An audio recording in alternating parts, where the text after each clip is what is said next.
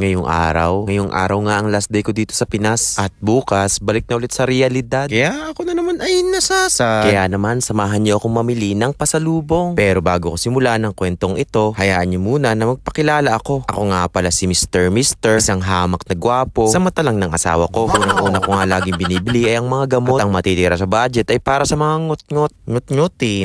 Hindi mawawala kapag ako ay paalis. Kasi para sa aming mga nasa abroad, ang pinakanlitsyo namin doon ay itong mga tuyo. Nagdodoble ang sarap kapag sa abroad ay kinain mo. Hindi ko nga laang mabaon sa opisina kasi amoy sa bunganga ako. At syempre hindi mawawala ang mga ngut-ngutin na siyang aking nabibili dati sa tindahan ni Mang Carding. Inventong pangalan na nga lang para mag-rhyme. Basta nung mga bata pang nabibili sa mga kung kani-kaninong tindahan, yan yun. Kaya alam nyo na, kaya lagi ko itong binibili. Yun nga lang ako ay nagugulat kasi bakit ang mga plastic ay nagsisili na talagang iyong mabibilang na ilang piraso laang nasa loob ng plastic. Di rin pala kami ng santol, mangga. At talagang ako'y tuwan-tuwa kasi talagang napakamura. Kung marami akong kilo, siguradong kahit sa 10 kilo yung magdadala. At sa dami na ng aming pinamili, ay medyo nakakapagod. Kaya naman upo muna sa isang tabi at nagpa-cute. Habang naghihintay kay Mrs. ay akin ang pinatas ang mga napamili sa motor. At syempre, agad-agad na rin kaming umuwi. Kasi talagang sa mga oras na yan, ako'y ihing-ihi. Napakabilis talaga ng panahon. Parang nung isang araw lang ako dumating. At ganung kabilis, ako na naman ay paalis. Ay, naku talaga, mamimiss na naman kita lipa. At syempre, ang aking pinakamamahal na asawa. Nanonood yan sa Ngiti. O, diba? Sabi ko na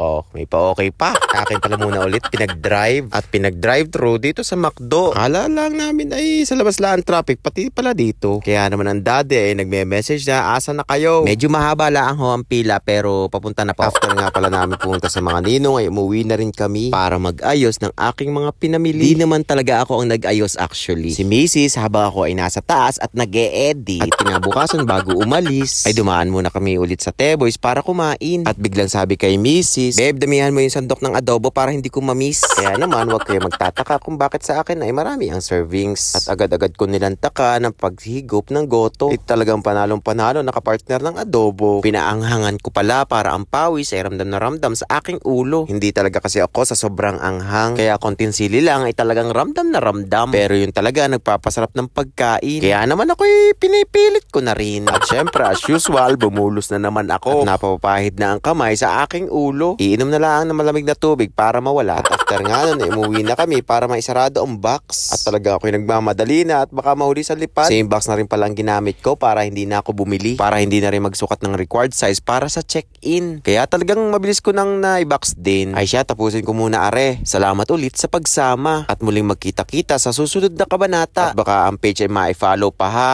Paalam mga hold up. See you! Shoo!